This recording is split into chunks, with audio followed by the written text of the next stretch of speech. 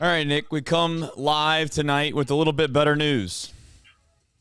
By better news, I mean a 5-run lead as we head into the top of the 9th.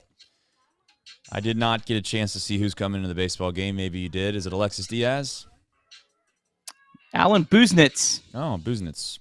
When was the last time Diaz threw a baseball?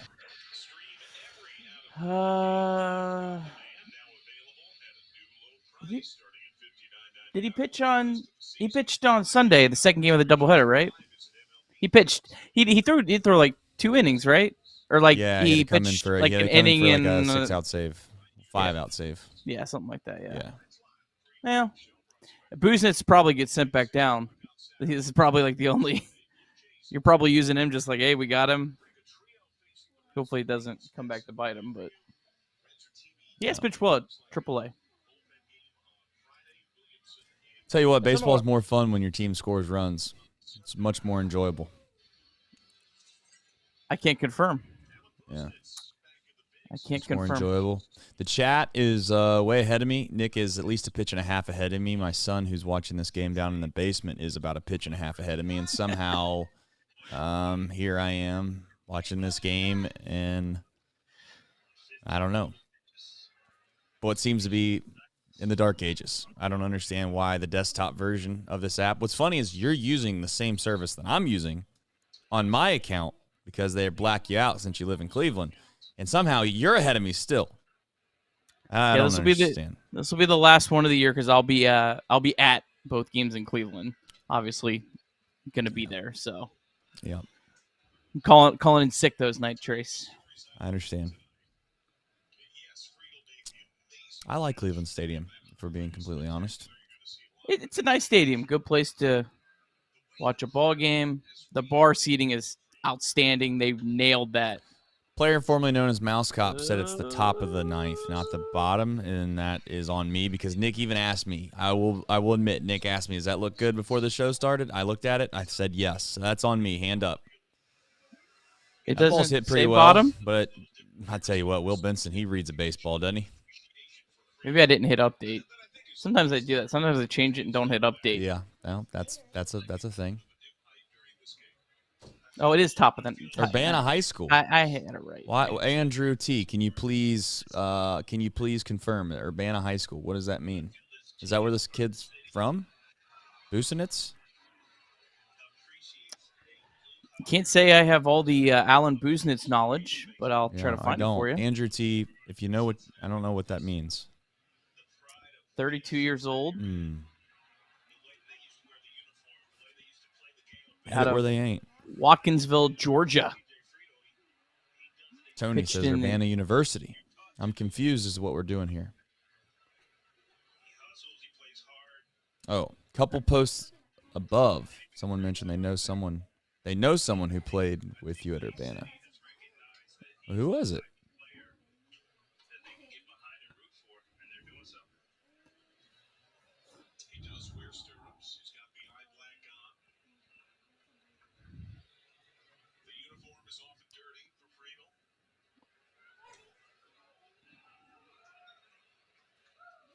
I think we're going to see a lot of roster manipulating. I can tell you that. What were you saying, Kirby? I'm sorry. I think we're going to see a lot of roster manipulating with the bullpen until they get that extra pitcher. I think Brett Kennedy we'll go through this a little bit more. I got a really ugly looking graphic, but I think Brett Kennedy's probably starting. They're going to sit down. They're going to use an extra reliever. They're going to bring up maybe Lyon or someone else for the next start. Yeah. And they're going to manipulate those starts to get to Lodolo to buy an extra reliever.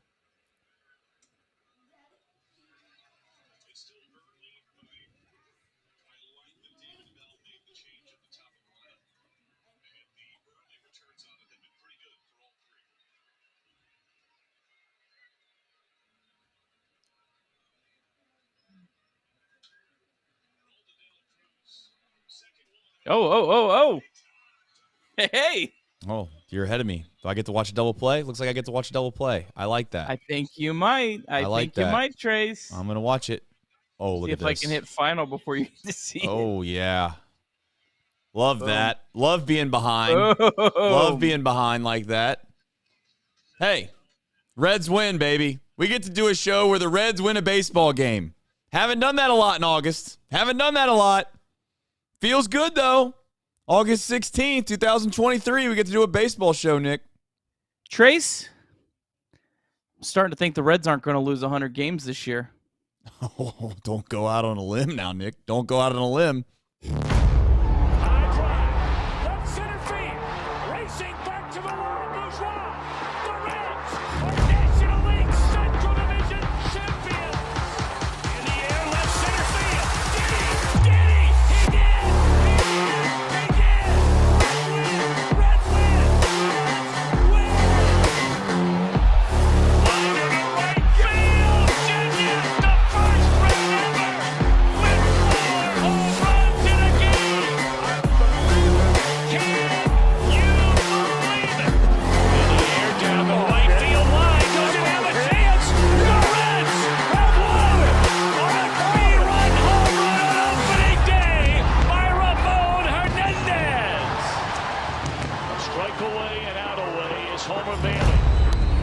Ground ball to third. Frazier gloves. Throw to first, and Homer Bailey, for the second time in his major league career, has tossed a no-hitter. Oh, gosh. Oh, my God.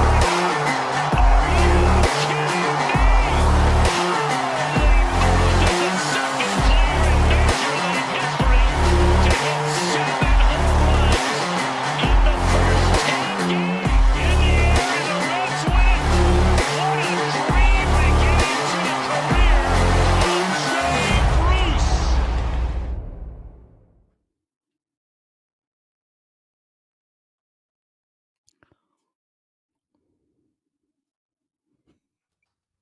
I can't. I'm redoing the start of this. I'm redoing the start of this. I'm not going to be blamed. I am not going to be blamed for any bad mojo. I'm not. Tell you what. I'll tell you what. I'm not. Nope. Hernandez. A strike away and out away is Homer Bailey. Ground ball to third. Frazier gloves. Throw to first, and Homer Bailey, for the second time in his major league career, has tossed a no-hitter. Oh, gosh. Oh, my God.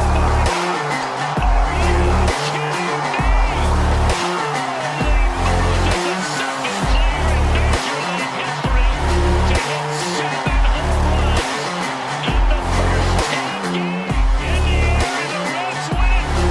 What a dream beginning to the career of Jay Bruce. I wasn't doing that. I wasn't doing that. We weren't going to start this show off after a little bit of life.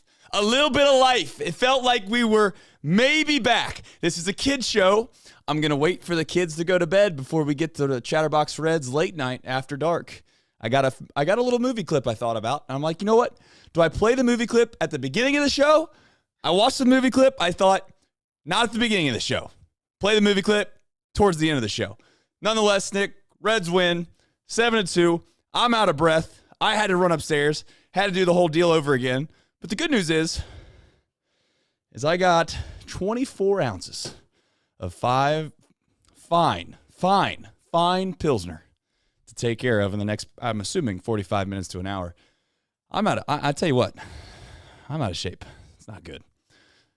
Nick, how you doing, buddy? I'm doing very well tonight. You know, any night that Stuart Fairchild hits a home run, Of course. it's a damn good night. Well, yeah, you should enjoy this. You should enjoy this night. You should enjoy this night. I am. You should enjoy this night. I mean, Stuart Fairchild, I have said in the past, I still do believe this. I think he's a good fourth outfielder on a decent team, good team. And I think he's a pretty decent defensive outfielder. Will he hit enough to be able to stick around in the big leagues? I don't know. Time will tell. We'll see. He actually has an outside chance, though, Nick. If we're being honest, before we get into the box score recap, he's one of the few guys that has an outside chance to stick around a little while, I think. If you're an infielder, I don't know where, Kevin Newman, Stuart Fairchild, I know they get a lot of heat. especially between those two guys, and there's without question Stuart Fairchild has the best chance of sticking around here for a little while.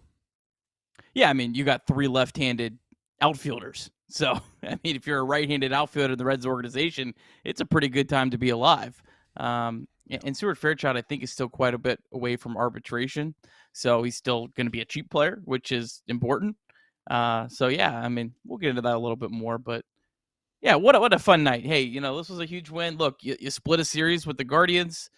That's what you expect, right? You play a 2-game series. You expect to split against a decent team. Yep. You just won a series against the Pirates. Yep. I mean, that's back-to-back solid series. And then the series before that, you should have won against the Marlins. So, really, post-Nationals, it hasn't been terrible, right?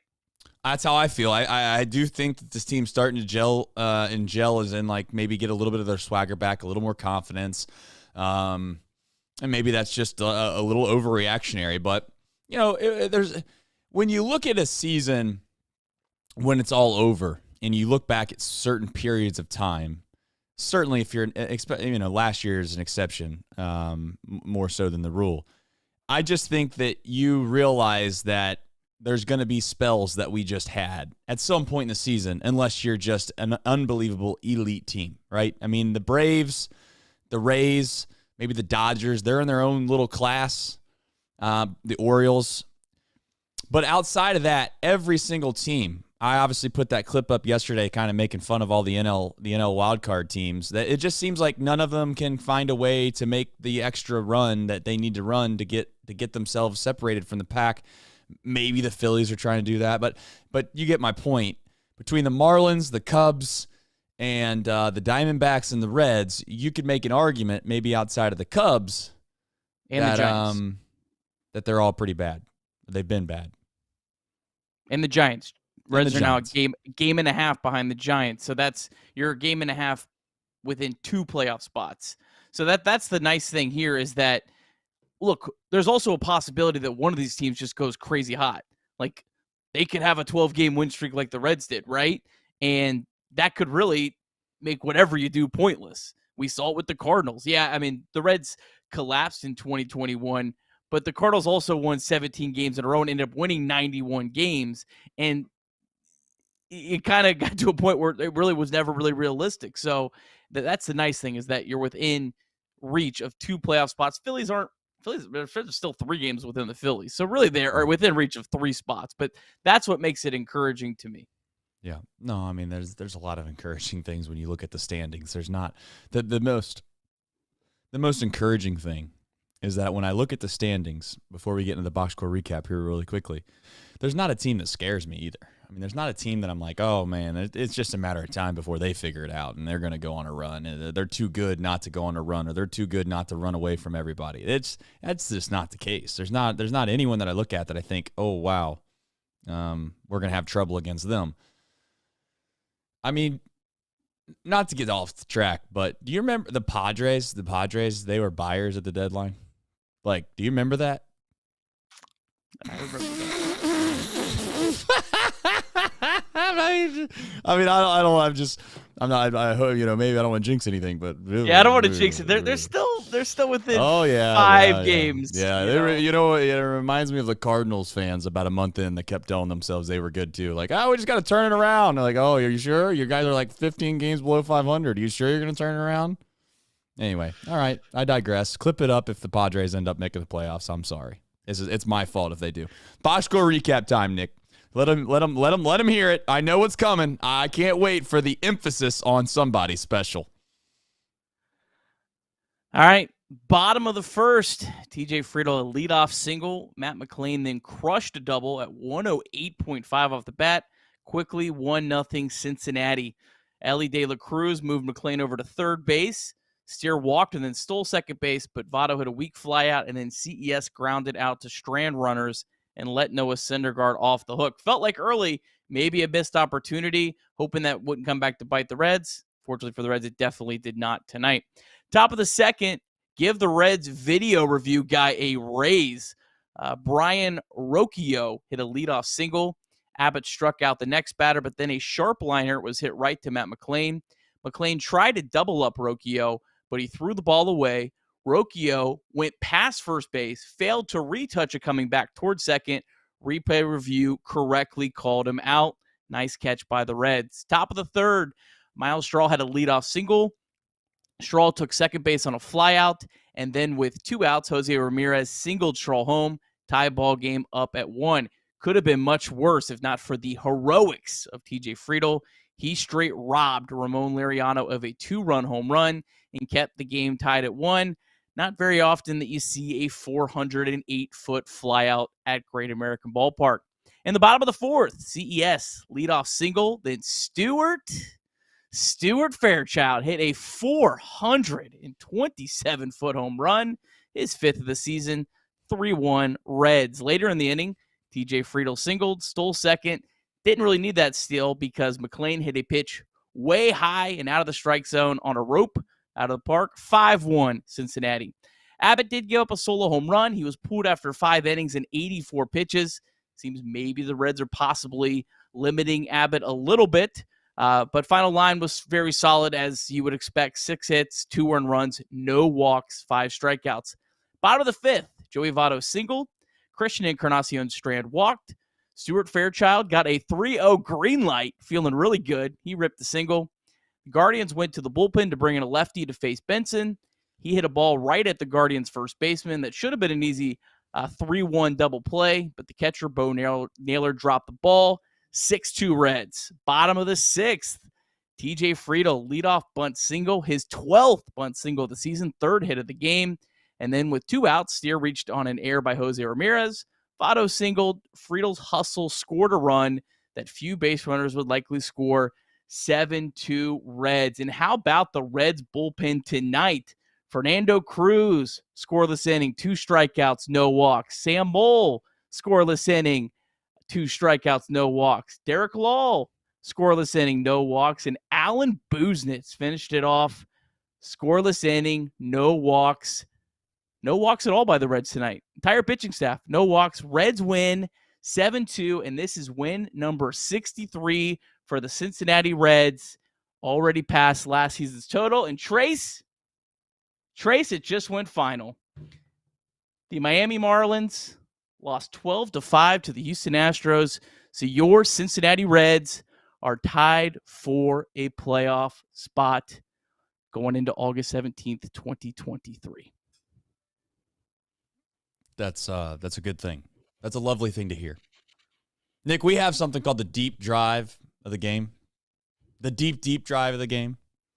It's by Deep South Commodities. And I already know who Nick Kirby has in the slide. I can't wait for it. Who is it? Who is it? Everyone's asking, what could it possibly be? Stuart Fairchild.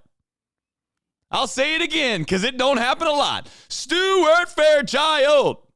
427 feet. How fast was it off the bat? 103 miles an hour off the bat. Good for Stuart. Good for his family. Shout out to Stuart's generational wealth for what he did tonight. I really am thankful for Stuart Fairchild to be on this team. You should be thankful as well. Shout out to Stuart Fairchild again on the deep drive of the game. As a reminder, that is sponsored by DSC, and they are a leader in renewable commodities for biofuel production, specializing in used cooking oil, collection, aggregation, and sales. Hopefully you got that, because if you didn't, you can visit www.deepsouthcommodities.com for more information if you didn't get it. But just a reminder, that is Stuart Fairchild, who hit the deep drive of the game. 427 feet. 103 off the bat, if you didn't know. I'll tell you what, I'm starting to feel it. I am starting to feel like we're back. I know it sounds stupid. I know it's just one game. They just split with Cleveland. The Guardians. Nothing's all that special. I'm telling you, this is it. I'm going to tell you right now, Nick, this is it. The next 2 weeks is the season. If this team is tied for a wild card spot and or within a half game or 1 game, I think they make it. I think they make it. It's not just scheduling. I think that they need to find their mojo back against decent baseball teams, and they're going to play some decent baseball teams in the next week and a half. And then from there, I don't want to say they have some layups. They do have some layups. But we did get swept by the Nationals, so I'm hesitant in saying that. Yeah, and it's not just good baseball teams that the Reds are going to be facing. They're going to be facing most of the top of the rotation guys for those teams, assuming that where they're at in the their rotations hold. So yeah, I mean the Reds are going to be facing like Ohtani. They're going to be facing prize possession Lucas Giolito next week. They're going to be going through the tough pitchers with the Blue Jays. We'll get to them in a minute. They are going to miss Zach Gallen, but they will get Merritt Kelly in the next series. And then the Giants, they're always going to be tough with their pitching. So the Reds are going to have a really, really tough test with their offense. Thankfully, nice that you put up a 7 spot before you kind of get into that. And hopefully that can build a little bit. All right.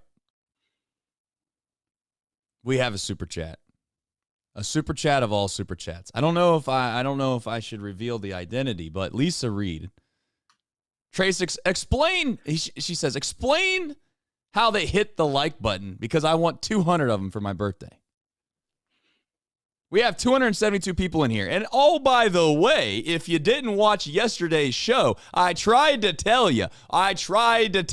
We sat here, we bought time, we wasted about, every bit of 10 minutes just trying to buy us enough time to get to 100 likes on the stream because I felt confident and we were going to bring in the positive momentum and we were going to win a baseball game. And we didn't just win the baseball game. We went going away. We could have won by probably more, but that's here nor there. But the point of the matter is that, again, scientifically proven, it's been scientifically proven, that likes do equal wins. And I also told you, if you had some money and you do like gambling, if you have a gambling problem, call 1-800-GAMBLER, 21 plus in Ohio. But other than that, if you don't have a gambling problem and you have money to burn, I told you just to lay it on the line. What'd I tell you? Lay it on the line. We're winning the baseball game tomorrow. If you didn't listen to me, that's okay. There'll be more opportunities later this year. There will be more opportunities later this year. But if you did, you're welcome. All right? Let's get into it. Stuart Fairchild. And if you don't know how to hit the like button by now, there's a little like button underneath the video player on the browser and or on your phone. It is underneath there. Also, do me a favor. I'm terrible on this show for doing this. 80% of the people that watch our shows do not subscribe to our channel.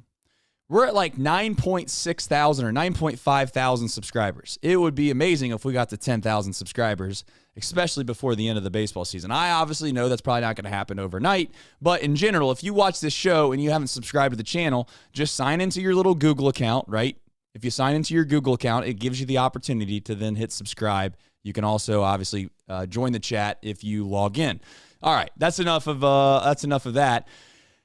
Stuart Fairchild, we obviously poked and prodded, had a little bit of fun with it. It was nice to see him contribute. I think that he was unjustly sent down earlier this year. I was the first to say that out loud. I'm not saying that I was right, but I did say that. I think that you obviously have been a Stuart Fairchild fan, even during that Brass Band Festival when I told him that he was going to be long forgotten and nobody was ever going to hear about Stuart Fairchild long. So I do want to admit, you were the first guy on the Stuart Fairchild thing. For all the 15 people that were watching the Brass Band Festival show, I do want to say I apologize for what I said about Stuart Fairchild during that event, but I was also not in my good state of mind. So your overall thoughts on Stuart, beside the jokes, obviously, and then from there, what does this mean going forward for him, if anything? Yeah, I think he's a nice fourth outfielder. I think he's got potential to maybe be more if he hits his ceiling. But right now, I think he's really great in his role. I think he's a guy that should continue to platoon, whether it's with Jake Fraley, whether it's with Will Benson. He does a lot of things well. Does he do anything great? I don't know yet, but I think he's a solid player. He stuck with it. The guy got sent down, like you said, really was not deserving at that point. His numbers were really looking good. And then when he came back, his numbers, he's really struggled for the first couple weeks, but it looks like he's kind of picking back up where he left off. So I think he's Stuart Fairchild's just one of those many guys that have just been big contributors to this team this year. That's what's really been fun about this team, I think, is that there's so many guys that have really done a lot of little things. And I know that can be such hyperbole in that, but if you really look through all the players, obviously you have your guys that have really lifted the heavyweights, like Matt McClain, right, like Spencer Steer, like Andrew Abbott.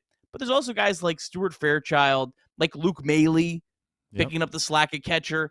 that have really done a lot of good things that have helped this team be in a playoff position in mid-August. And listen, and I want to say Ellie for like 2.5 weeks. I mean, we're not I that's the one thing about Ellie that I just don't want it to go. We can't be this. And this is what I was a little bit scared of when he first came up. It's always concerning when you have as much hype and it's the only rookie's jersey in the entire stadium. And again, I'm being a little facetious in saying this. I don't know if that's 100% true, but it's certainly without question the most marketed jersey there was Ellie De La Cruz. And it's like, I don't know, man. Matt McClain and Spencer Steer have been doing that. They're pretty damn good. We probably should include them in that group. But I get it. Ellie came with a lot of hype. But I also don't want to go so far off one end where we act like he's like I'm an idiot and said he's the best player that I've ever seen. And you know what? I probably should have said he's the most talented player I've ever seen. I think that's probably a more appropriate thing. But you know what? I'll stand by it. I said it. It is what it is. Crush me for it.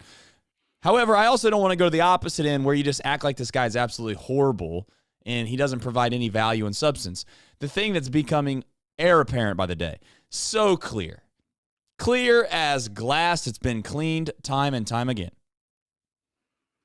Ellie De La Cruz and Matt McClain are your middle infield for the foreseeable future. There's no arguing it. You can't argue it anymore. You've seen enough of it, right? You've seen enough of it. We've all seen enough of it. This isn't even a debate anymore. It's not even a discussion. All right. Yeah. That was my only thing about Matt McClain. He's been a dog all year. He's been unbelievable all year. I know that we always gloss over him, but seriously, what else am I supposed to say about this kid? He is just a dirtbag, a gritty player. All the terms that you would like to use that are endearing to a baseball player. He reminds me of a kid he's been a great baseball player since he's 5 years old and he knows how to play the game.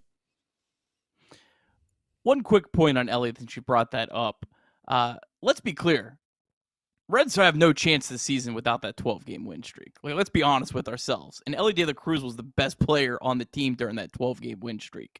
So, yeah, he's struggled certainly of late, but that lifted the Reds to even have this chance. And then obviously guys like Matt McClain and Spencer Steer all year have been the guys that have filled the large gaps around that. But Reds have no chance without that 12-game win streak. Right. Yeah, we know that. I just think that it's one of those things where it does become frustrating when you watch Ellie because he's a frustrating player to watch sometimes. When you're a free-swinging, no-plate disciplined kid, it's going to rub a good portion of the fan base wrong when things don't go well, and that's what happens sometimes. TJ Friedel made an unbelievable play in center field. If you've not seen it, go find it anywhere on Twitter or the MLB app. I would play it during the show, but honestly, from copyright standpoints, it's not worth it. It's just not. So I'm not going to play it, but you can easily find it on Twitter. If you didn't get a chance to watch the game, just go back again, go on the MLB app, and you can find that play immediately. A great play. And I don't want to overreact, but that's kind of where I'm at now with TJ. I get the idea that he doesn't sit a whole lot, Nick, but I don't want him to sit at all. I really don't. Unless, like I said before, unless he's severely injured. I'm with you. I don't think he's a platoon player. I feel like I've been pretty consistent. Yeah, you said that all along. And he's not been a platoon player. He's just gotten rest in certain times, or he's been given an opportunity to have a day off during platoon opportunities, it feels like, and it just becomes frustrating. Yeah, I mean, it makes sense, though, if you are going to give him days off. I understand. It is against Levy. And it's not about TJ Friedel. It's about his replacement having the most success on those off days. That's what it's about. Yes. But, yeah, I mean, TJ Friedel, that was a huge catch. I mean, remember, this was a 1-1 game. You fall down 3-1. Yep. Who knows where the game goes from there? Maybe the Guardians are a little more aggressive going to their better relievers. All those kind of things can happen. That was an absolutely huge catch. He's just a really good player. And TJ Friedel is a guy that I caution saying this because you can go overboard with this. He's a guy that really defies a lot of what StatCast says. And I know you can say that because if you like a player and you can really get right. easily into some bad faith arguments on that. But 12 bunt singles, StatCast does not factor that in to your hard hit rates and all that kind of stuff. And he is He's an excellent. He's close to an elite level defensive center fielder. I don't want to say he's like the best of the best, but man, he's really, really, really good out there. And he's had an awesome season and an awesome, I guess, like he's had an awesome 365 days because he was really, really good in August and September last year too. You know, of all the guys of the team, and you sat me down and you gave me maybe a minute and a half or 2 minutes on each player, I could probably rattle off 4 or 5 times this year where they did something that was like, they probably shouldn't have done that. Maybe Matt McLain's one of the few guys. Even tonight he made a mistake, but Matt McLain has only had a few opportunities where you could say he made a mistake as well. TJ Friedl, really, outside of that one play that was boneheaded in center field. And when I say boneheaded, man, I'm telling you, that was an all-timer. I mean, if you're going to make a mistake, you get your money's worth, and TJ Friedl got his money's worth, let me tell you on that one. But outside of that one play, I really think TJ Friedl has been spectacular, unbelievable. So, you know, will it continue in the foreseeable future? I don't know. But, again, without TJ, where are we at? And that's the thing that's crazy is because the depth in the outfield from a defensive standpoint is not that great. I mean, I know people give Will Benson and they're like, oh, Will Benson, good defender. He can make some great plays. Will Benson's athleticism allows him to make great plays.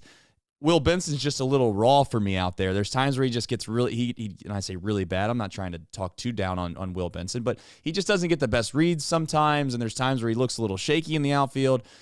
I don't ever get that with TJ a whole lot. You know, he's usually getting a great jump. He usually makes the play. And even Stuart Fairchild, a guy that I've said that I think plays pretty good defensively. He made one really, really bad play. Would it have made a difference in the grand scheme of things in the game? I don't know. You can make the argument it could have. You can make the argument it would have. But one play out in Wrigley that, at least in Cincinnati, it's as famous as the Steve Bartman play with dropping the fly ball out there because everybody always points to that, Nick, you know? So, and that's just not happened with TJ yet this year. Hopefully, knock on wood here, that doesn't happen to him. But he's been excellent, and this defense, you know, was a little shaky if we're being honest, the last week or so. The defense was a little shaky. There was still a couple plays today that obviously weren't made. You know, the Votto ball comes to mind. The Spencer Steer throw comes to mind. Maybe you could even argue the McLain play. But at the end of it, Nick, I'd like to think we're playing better baseball, and a large part of that is when TJ Friedl plays well, so do the Reds. Yeah, I think some of that defense also could be some of the offensive struggles just kind of carrying over when you trying to do a little bit too much when things just start going well. I think you could maybe, you know, see that all kind of falls in line. But when you have a rotation full of so many young pitchers, your defense is really, really important. So yeah, I do think they played a little better of late, and TJ Friedl, and then as we mentioned earlier, that middle of the infield. I mean, you know, if you hit the ball up the middle or if you hit the ball to center field, you feel really good, and that's the spots you want to have your best defenders at. No doubt. And like I said before, when was the last time you felt like as a Reds team, I'm being serious, when was the last time as a Reds team you felt great about your center fielder and your shortstop and your second baseman? Cozart, Phillips, Stubbs? I mean, Cozart is a strong pull for me, but I don't know. I guess Ellie's so young right now, you can make the argument, but I mean, Cozart was you know, I don't know. Maybe I'd be too harsh on Cozart, but it just felt like it never was, just didn't do it for me. It wasn't the recipe that I was looking for as my shortstop. Drew Stubbs as well. I mean, I don't know. You pulled out two names, Drew Stubbs and Zach Cozart, that are like those are fringe cards to play here. You got me with Phillips. I'm good with Phillips. But I think we're pushing the envelope a little bit for me with Drew Stubbs as well. I don't know. That's here nor there. Zach Cozart had plus 47 career defensive runs saved. I feel like he was a really good defensive shortstop. Okay, because you're using defensive only. All right, and that's probably what you thought I meant, which is fair. Oh yeah, that's. I meant like not offensive. He was awful. No. I meant as a whole. I meant as an overall player. But you know what? We'll keep it positive. We'll act like it was defense. They were all great. Drew Stubbs amazing. Zach Cozart amazing. Obviously Brandon Phillips amazing. All right, Andrew Abbott. needed a good start, needed somebody to come out and kind of steer the ship and make sure, again, that we didn't have a huge issue in regards to getting. He's been so good all year that you don't come to expect that. But I do want to remind everybody, he is a rookie. There is the small chance that he goes 2 2/3 innings or 3 innings and gives up 5 or 6 runs, and you're in a little bit of a world of hurt. He's not been that though. So shout out to Andrew Abbott and his rookie self. Yeah, another just solid start from Abbott. What do you think about them pulling him? I mean, this felt like a good opportunity if you're going to do that. I think what they did was they felt like they had a day off tomorrow, right? I don't think they'd do that if they were going into like a 12 games in a row type situation. They knew they had the day off tomorrow. They knew they had a fresh bullpen, and I think they felt really good about playing add-on in the situation they were in.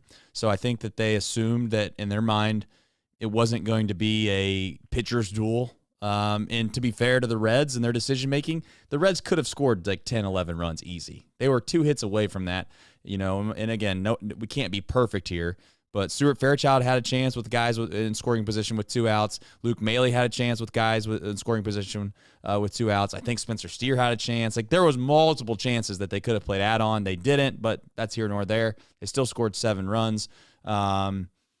I don't have a problem with it. I do think the one statistic or the one graphic that popped up during the broadcast that was interesting was that he's thrown 135 innings so far this year. The next closest amount of innings that he threw in a year was when he played at Virginia and then threw in rookie ball, which was 119 innings, and he threw 118 innings just last year. So he's already 15, 20 innings past what he had thrown last year. But the Reds have said, and you can correct me if I'm wrong, Nick, the Reds have said they're not putting a pitch count limit on Andrew Abbott. He's going out there and he's throwing. As long as he's healthy, he's going to pitch. So I didn't make too much of it. I know I'm usually the guy that screams and yells about, letting guys go farther into games, et cetera, et cetera. But just like I said yesterday or last night, there's a time and a place for everything. I didn't have an issue with it. Yeah, it'll be interesting.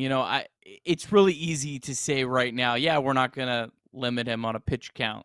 And then it gets a little further in the season, and maybe, you just, there's the slightest, like, him in the training room,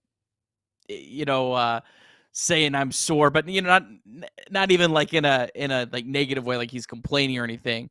And you go, we need to shut him down. I feel like it's really easy to say that right now, and a lot without knowing what he's going to look like in mid-September. But the Reds might have to, they might be wise to have him maybe just do some 3 or 4 inning starts down the stretch, especially once you get, Hunter Green and Nick Lodolo back, to kind of keep him fresh. But it's going to really, I guess, be a situation of where the Reds in the race. That's going to determine, I think, right, as much as anything, because if the Reds, God forbid, fall out of the race, Andrew Abbott's getting shut down. 100%. I don't think there's any question about that. I also think that, and this sounds wild to say, I think there's a chance they'll skip a start of his if the way the schedule plays out. I think they could skip a start of Andrew Abbott's, especially if Green and Lodolo come back and they're healthy and they throw the ball well. I know they DFA'd Weaver, obviously, which makes things, maybe a little less likely that they're going to be skipping starts of guys. But, we'll see how it all ends up. You just don't know. Hell, who knows? There could be a chance where the Reds are supposed to play, a 3-game series against somebody, and 2 of the 3 games gets rained out, and, Andrew Abbott ends up skipping a start because of that. Who knows? So that's here nor there. You do have 5 off days in September. So, that you could skip him without even, messing your rotation up. That could also be certainly part of the plans and would make a lot of sense. And, you're hoping that Hunter Green and Nick Lodolo are as fresh as anyone. Everyone talks about them coming back rusty, and that's absolutely a possibility.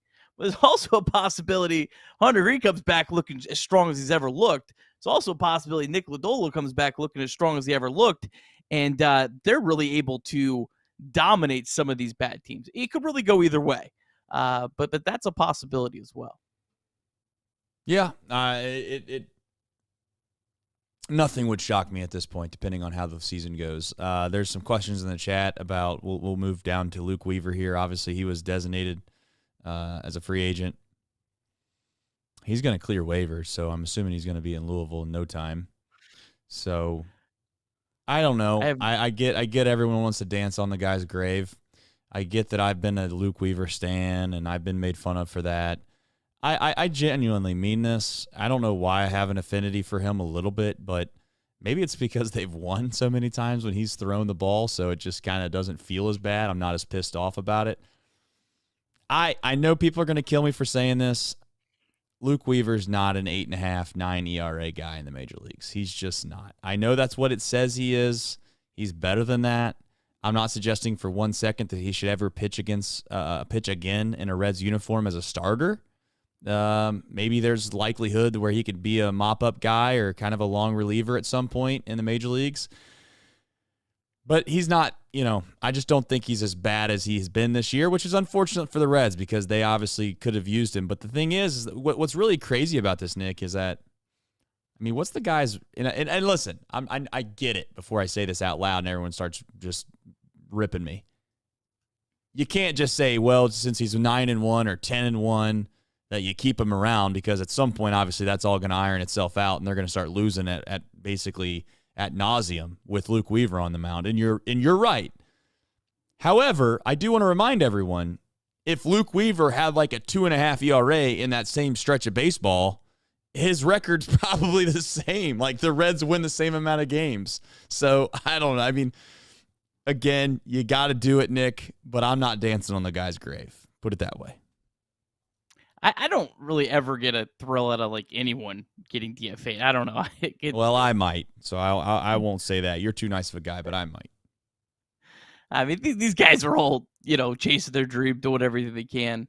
But yeah, like what you said, so the Reds are 12-9 in starts. That's not win-loss record. That's actual games. Reds went 12-9, and Mike Minor last year with a better ERA. The Reds went 4-15. So if the Reds went 4-15 and Luke Weaver starts, it probably feels a lot worse. Oh, definitely. But yeah, I'm done ever projecting what'll happen to a player that gets DFA because I feel like I'm wrong every single time. I think early in the year I was like, yeah, I think Henry Ramos will get picked up, and then there was no interest, and so I have no idea. Maybe someone does pick him up. Teams are desperate for pitching. Maybe not, but I wouldn't be dancing around too much that you'll never see Luke Weaver again because we've seen guys get DFA'd and somehow find their way back up. But I will say though, I'm a little confused on the Reds' usage with Weaver. I guess their thought was we're just going to run him out there every day until we have no use for him and we're getting rid of him. I'm surprised that they never tried an opener. I'm surprised that they didn't try him in the bullpen at some point. I do feel like that's a little strange. Obviously they know more than I do, but I do feel like the way they used him after you were pretty much for sure he was not going to be an effective starter, which I'm sure for some people was after 3 starts, some people was after 10 starts, whatever. But I do feel like the way they used him was a little different. Yeah. No, they never used an opener. We were calling for an opener after his 4th start. I don't know. He was bad. I can't defend him. He was bad. But here's what I'll say about it. I think this is where the affinity for Luke Weaver comes in. This is where I have a little bit of an appreciation for him. The SOB was there, man. The SOB picked the ball up and went out there. He didn't complain. He didn't feel sorry for himself. He didn't pout about it. You never see him throwing temper tantrums on the mound. He was a good clubhouse guy. He went out there and he just tried to do his job the best that he possibly could. I know this is Major League Baseball. I know you don't get participation trophies, but he could have been just a loser. He could have been a kind of an egotistic maniac about the whole thing. He didn't do that. He kind of knew his role, knew where he stood in line, and he did his job the best as he could. And I thought there was a couple starts where he gave his team a relatively decent chance to win, and he was a hell of a lot better than Connor Overton, and he was a hell of a lot better than Luis Sessa. If you can't remember back, or you didn't watch the first 2.5 weeks of baseball for this baseball team, then I understand why you probably think Luke Weaver's absolutely garbage. He's not good. I'm not saying he's good, but he at least never had an outing, in my opinion, where he gave up 8-9 runs in the first 2 innings of the game and you were completely out of it from the start. Did he give up 3 or 4? Yeah, maybe he did a couple times. But he also then threw, to be fair to him, he then threw 3 or 4 shutout innings to give yourself a chance to get yourself back in the game. I don't think it's coincidental that the offense just magically also hit behind him as well. You know, he was 9-1, 10-1. Maybe you could say it was pure coincidence. I don't think it was just pure coincidence. I think, again, he battled, and I think the team always felt like they still had a chance to win the game when he was pitching. And again, by all means, he wasn't good. Not trying to say that he was good. Not trying to say that he shouldn't have been DFA'd, any of that. But it could have been worse is what I'm getting at. It really could have been worse. You could have had Luis Cessa out there giving up 10 runs in the first inning, and you wanted to pull your hair out and not watch the Reds again, which happened, I think, like twice this year, Nick. Yeah, I mean, the only true start that Levi Stout made this year, he gave up 7 runs. Like, that wasn't like the first 2 innings. So, I mean, look, if you're just calling guys up from AAA, you can have some really, really ugly starts. But to your point, it would have been very easy to be a guy like Luke Weaver and say, hey, my shoulder's barking when I got a 6.5 ERA, you know, but hey, he filled his role and get Luke a ring.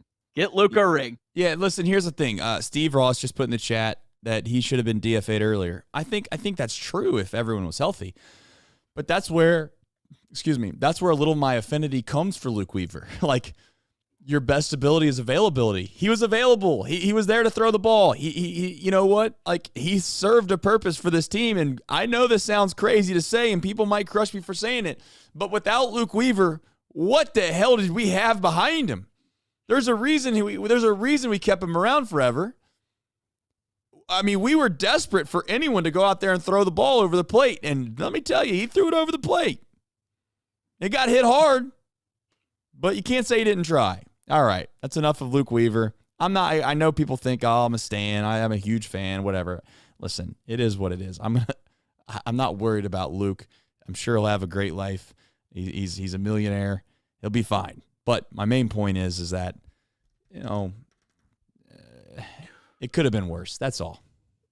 One thing I wanted to bring up, because Charlie Goldsmith was with you earlier today on Off the Bench, and I thought Charlie made a really good point. Maybe the best point about the whole conversation about Luke Weaver, about the trade deadline. If you really want to put blame on the Reds for why Luke Weaver is pitching in August, it's not the trade deadline. It is the offseason. The Reds should have spent more money on a pitcher other than Luke Weaver. They should have still signed Luke Weaver, but they should have signed someone else on top of that. Right. And had Luke Weaver maybe be that reliever, long guy, whatever. And so they wouldn't have to go overpay at the deadline, because that's what you have to do. Because you could have, Charlie said, and he's dead on, like, you could have signed Zach Eflin for, I mean, that's really cherry picking because he's had a great year. But again, he only signed for I think $6 million or something like that. Like, you could have went, if you spent a little bit more, you could have got the kind of pitcher you wanted at the trade deadline for nothing other than money. Correct. So that's, and I get, this was a season where you weren't expecting anything, but hey, when it happens, you probably deserve some criticism for not spending a little bit more and trying a little bit harder. Because what's the worst case?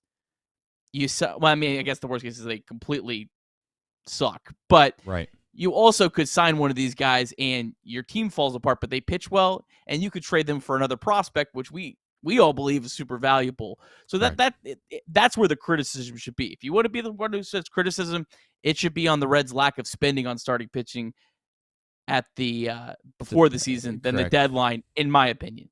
Yeah, the only counter argument that you would be making to that in regards to not going out and getting a pitcher from last offseason is that if you looked at this team, they were projected to lose almost 100 games. People were saying they were going to be the worst team in baseball. You know, I don't know if management was up for spending $6-7 million on a starting pitcher, the pitcher that was only going to be available for maybe 1 year. For what is really the question that probably was at hand. And let's be honest, the Reds front office, the Reds management, they thought that they were building something special, I'm sure, internally, but they're ahead of schedule. They were fooled by their own success. They never expected in a million years that they would be sitting here on August 16th fighting for their playoff lives. And yeah, is that an excuse? I think it's a reasonable one. I'm not suggesting that for 1 second that they should get every pass in the world. But to your point, if there was ever a time to get a starting pitcher, it was last offseason, not at the trade deadline, because they were asking for too much. And basically Charlie Goldsmith, during the show today on Off the Bench, basically said that without saying it. He just said Nick Krall wanted to make more deals at the deadline. That was obviously, apparently, he was frustrated by them not being able to make deals, but they weren't just going to give away the guys that people were asking for because it was entirely too much. You know, it would have been highway robbery in their opinion to give up the prospects that they were asking for. And clearly they didn't say what the prospects were, but I think we can all take our guesses of who those guys were for a rental pitcher. And again, as you've mentioned 1,000 times, 25, 30% chance to make the postseason, probably not a good idea to go out and kind of sell the farm, if you will, when those are your odds. All right. But go ahead. Real quick. Just playing devil's advocate, though, to that. Even if this season went off the rails, you could potentially trade that pitcher for prospects. It's essentially buying prospects if you would have spent a little bit more money. If that player's good.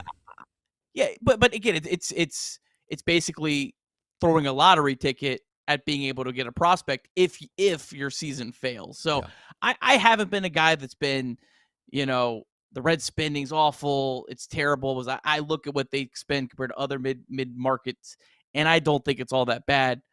But this year, it wasn't as good as it's been in previous years. And yes, there's that built-in excuse, and I'm not going to sit here and just be like lose sleep over it, but they probably should have spent more because they could have maybe bought a prospect out of it too if things didn't go this way. So that's where I think the criticism should be if you're one that wants to sit here and criticize. Oh, that's fair. All right.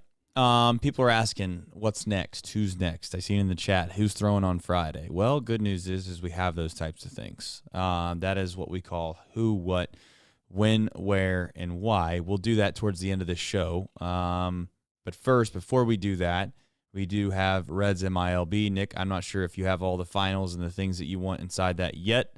If you do, then go ahead and run it. If you don't, then we can buy some more time. Yeah, buy me a minute here. Easy. I can easily buy a minute. I got something to talk about. I've seen this in the chat. I've seen people say this on Twitter. I'm not going to go on a rant. I might accidentally because it does piss me off. And I'm not saying the people in the chat are actively doing this. But you know what pisses me off more than anything is people that want to scream and yell about going and making moves, and they don't say beforehand what the moves are going to be. They don't say who they want to go get. They don't say what players they're willing to give up. And then they turn around after the trade deadline, and lo and behold, who's the guy that they pull out of the hat of saying, this is the guy we should have gone and gotten. I told you at the deadline, we should have gone to starting pitching. By God, you should have gone out and gotten Lorenzen. Well, why are you bringing up Lorenzen? Why are you pulling his name out of a hat? Is it just so that he's thrown two basically gems of a baseball game and he threw a no-hitter? Is that why you're bringing him up? Because I remember a guy named Giolito that you all wanted at the deadline. Have you looked up Giolito's stats? They're garbage. They're basically Luke Weaver. That's what you're getting out of Giolito.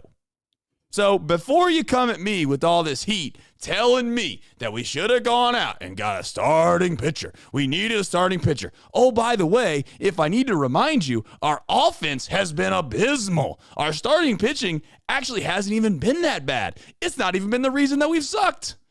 It's not even been the reason we sucked. So your argument already sucks, if we're being completely frank. But let's just act like it's not the offense. Let's just act like it was starting pitching. Because if it was starting pitching, then maybe, just maybe, you could have said that you wanted Lorenzen 100% before the deadline.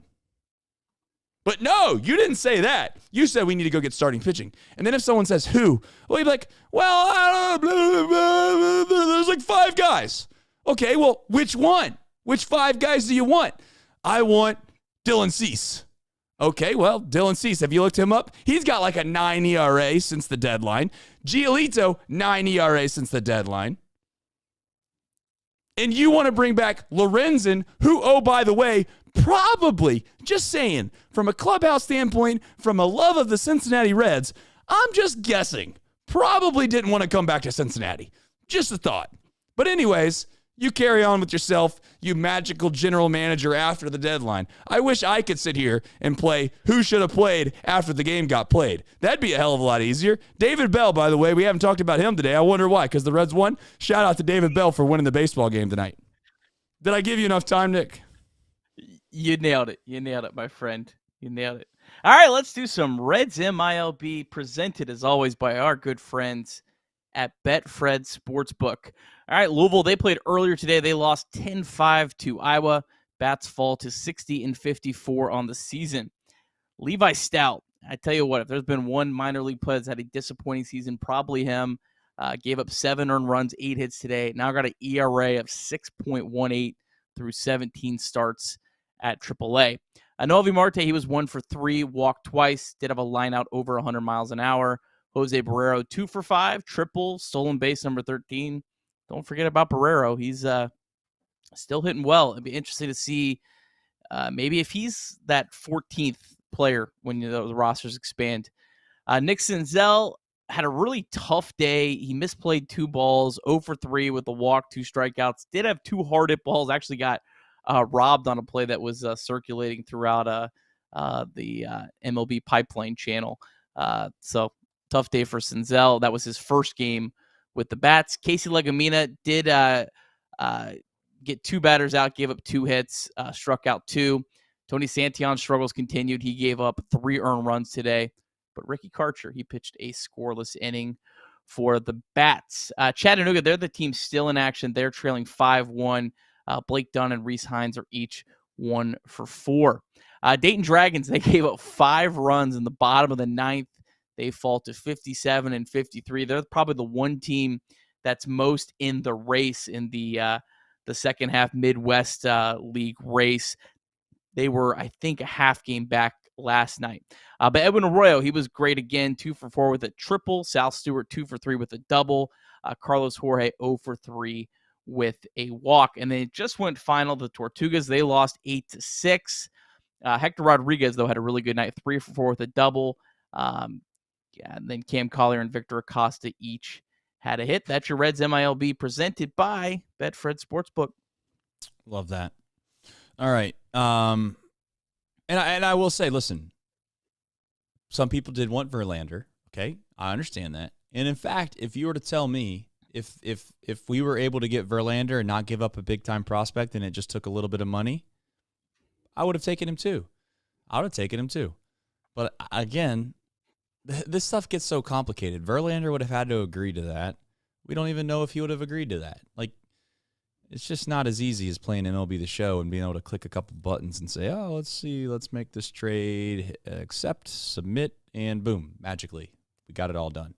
That's just not how it works. Be cool if it did, but that's just not the case. All right.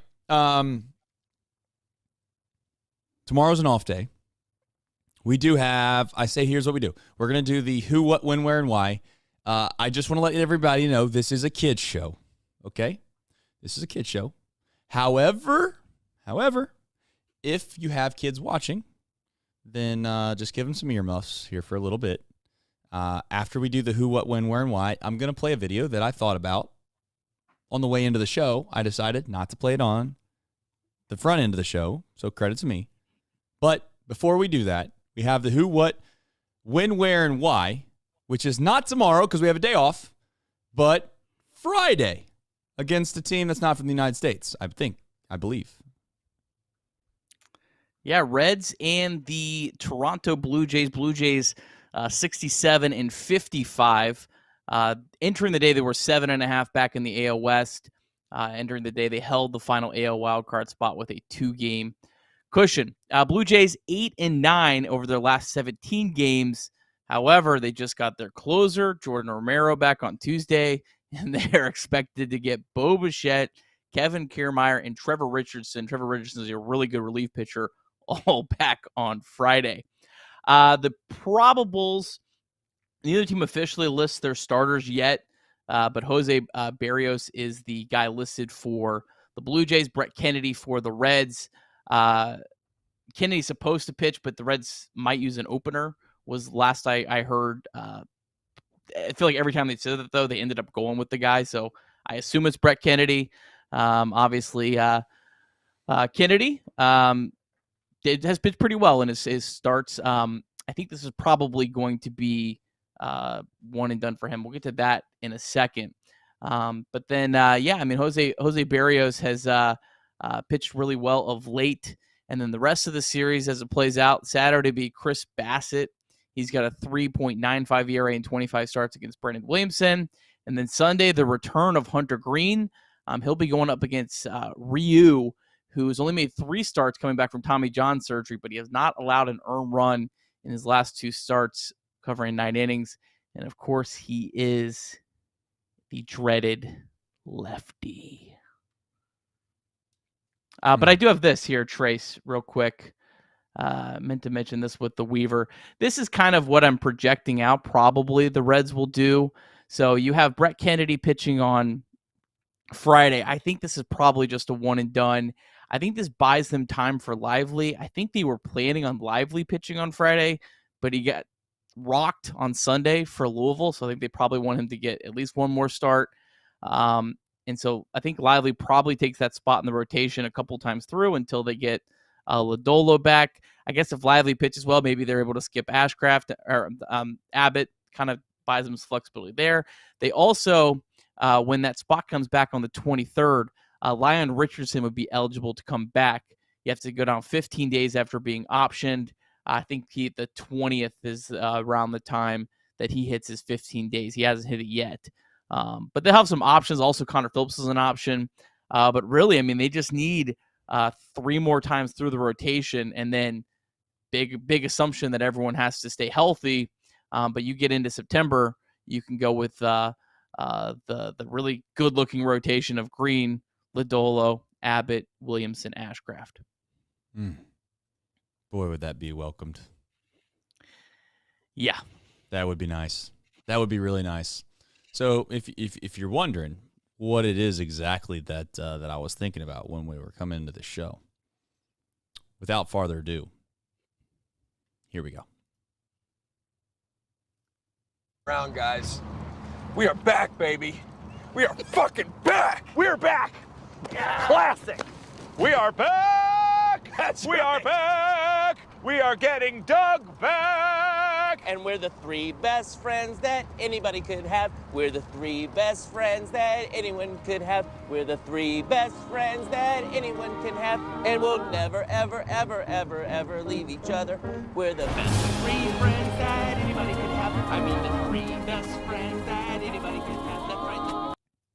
And that's what I was thinking. Copyright. Could be a copyright. Gotta put my hand up. Possible copyright. Maybe, maybe not. We'll see how it all goes. Question for you. Answer. Is the 3 best friends you, me, and our chat? That's how I took it. That's how I took it as well. Okay. Well, we're on the same page. That's how good shows work. The hosts of the show are on the same page. Heads up. A warning from YouTube. Heads up. We've detected video in your stream belonging to someone else. Your stream may be temporarily blocked. If you plan to continue, please ensure that the content owner has blah, blah, blah, blah, blah, blah, blah, blah, blah. Let me reach out to Ed Helms right now. We'll see how it goes. I mean, who knows? We might not even ever be back on stream again. That's a joke. So I don't know if you know this, but tomorrow I have a really big situation on my hands. Off the bench, I've been doing the daily show on there, obviously, right? I've been hosting that for Thom. Thom is on the IR right now. IL, IR, IL, IL. I think is what I'm going for here. And so happened that Elliot Rearing, who is on that show, decided he was going to say that he thinks that he could win the Masters in 10 years if that's all he ever did. One of the most we don't even want to get into it. One of the most ludicrous, ridiculous takes. You can't even. I mean, here's the crazy thing. I thought it was a bit. I did think it was a bit. I believed it was a bit. I walked into the room. I realized he didn't. It wasn't a bit. He believed it, and he might not believe it 100%, but he believes it enough of a percent to where it got a little bit of a conversation going. Turns into this. Oh, you know. I'm the best golfer in the office. I don't know how it went. But anyway, long story short, I said, you're not even the best golfer in the office. You could have 10 years and you still wouldn't be the best golfer in the office. Blah, blah, blah. So you know what? Here's what. Tomorrow, me and Elliot, first 9 holes. We're playing 9 holes at my home course, 9 holes at his home course. And if we have to play another 9 holes to settle the tiebreaker, then we will go do that to the chat's choice. But tomorrow, I have to go and play 9 holes of golf against Elliot in the morning, so there will not be an off-the-bench show. And then guess what we're going to do, Nick? I decided I was going to be a nice little boss, and I was going to take the team out to Kings Island, your stomping grounds, Nick Kirby, your stomping grounds. So tomorrow, Reds are off. I'm going to go probably wax Elliot. If we're being completely honest, I'm probably going to wax Elliot. We will be filming this. We will have the entire round. We'll edit it up. It'll be a full thing. Trust me. We're ready to roll. I'm just hoping that he doesn't embarrass himself, his family, and all the people that believe in him. I feel incredibly confident. If it doesn't go well for me, then that's okay. I'll probably win at his home course, but I don't even know if it's really going to come down to that. But the truth of the matter is, if you noticed, I've been drinking a little bit of Powerade. No ads, no free ads. I've been drinking. Hold on. I've been drinking. I'm going to give you the real. I'm going to give you the real name. Yeah, I guess it is a sports drink. That's what they're calling it. Mountain Berry Blast sports drink. Interesting. I feel like they could have come up with a better name than that, but that's here nor there. So I've been drinking that. Want to stay hydrated. You know why? Of all the things, Nick Kirby, of all the things that he thinks he has an advantage on, he thinks that walking the course is going to be an advantage for Elliot Rearing. He might be right. I don't know. We are playing ball down, 100% PGA rules.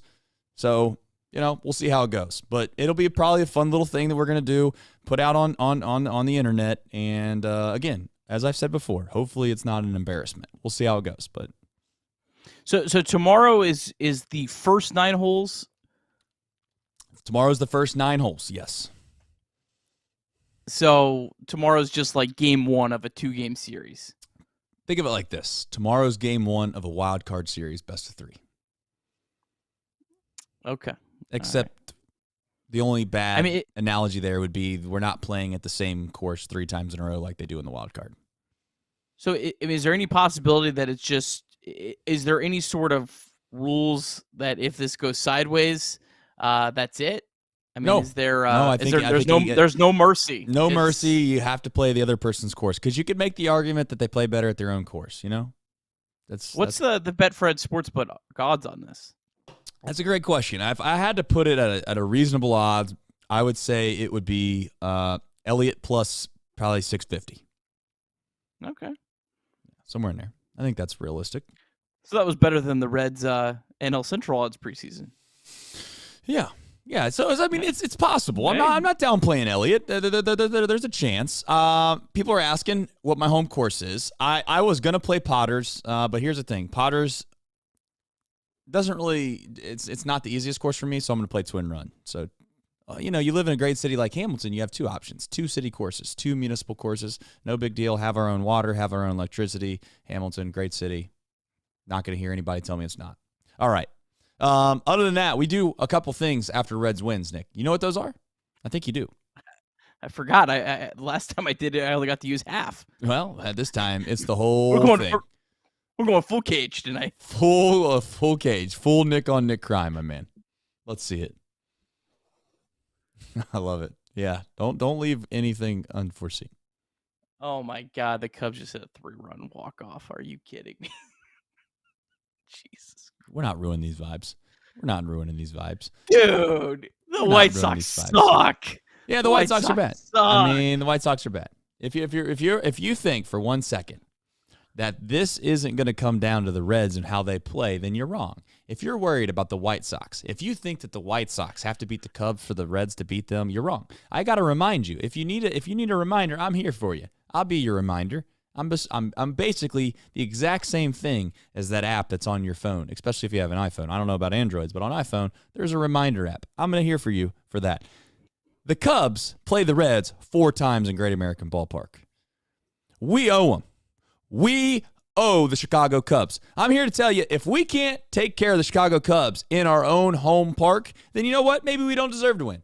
I'm not going to rely on the White Sox. Let me tell you, not only are the White Sox trash, they're trash on the north side when they play. They're trash on the south side when they play. They're trash no matter where they play. The absolute Southsiders, the only thing they got going for them, the only thing that they got going for them is Frank Thomas at one point in their history played for them. That's about it. They had one run of the sun, but outside of that, the White Sox are a mess. They're a joke. They're disgusting. They just ruined the Nicolas Cage moment, which makes them even worse. Yeah. Just when you thought the White Sox couldn't be worse, there they go again. But as I've said 1,000 times on this show, I got to find a way to get trigger buttons on here so I know, hey, I need to play the outro. You know why? Because it's time for a dunk. That's the cue to clear the graphics, Nick Kirby. Clear the graphics, Nick Kirby. All right. Here we go. Don't you let the Chicago Cubs do one thing to your night. I know some of you are hoping they were going to lose. It doesn't matter. They're jabronis. They're going to lose anyways. You're worried about nothing, right? Just focus on the Reds. The Reds play well, Reds win. And when I say Reds win, I'm not talking about just one game. I'm talking about the whole damn thing when it comes to the wild card. They will be in the playoffs if the Reds play well. We'll see how it all goes. In the meantime, I'm going to go dunk a basketball. I can't wait to show you this tail kicking that's going to happen tomorrow as well between myself and Elliot Rearing. It's going to be a blast. I'm also going to drop zone with Elliot tomorrow after he loses because he doesn't like to ride. I'm going to force him on it.